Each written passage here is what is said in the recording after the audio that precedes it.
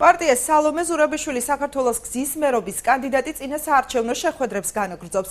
ილია ჭავჭავაძის მუზეუმში გოჩა გუგუნავა მაჟორიტარობისა და პარტიული სიის ქალ კანდიდატებთან ერთად ბათუმელ აქტიურ ქალბატონებსა და იმ ორ არასამთავრობო ორგანიზაციის წარმომადგენლებს შეხვდა, რომლებიც გენდერული თანასწორობის თემატიკაზე მუშაობენ. მერობის კანდიდატის თქმით, ქალთა ჩართულობას პოლიტიკურ პროცესებში ქვეყნის განვითარებისათვის დიდი მნიშვნელობა აქვს.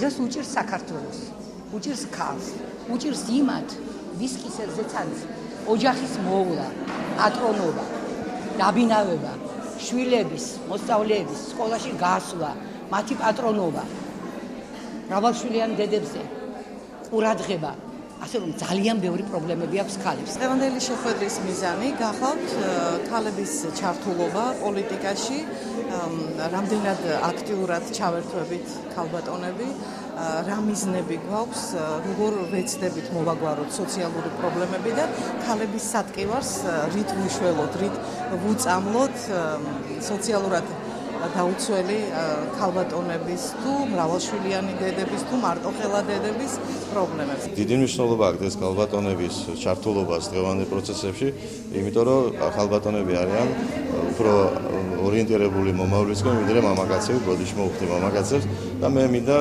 სულ ყველა მაჟორიტარ ქალბატონს, ვინც განაღებულობს მონაწილეობას, უფრო მეტი ქალბატონები შესულყვენ საკრებულოში, ვიდრე მამაკაცები.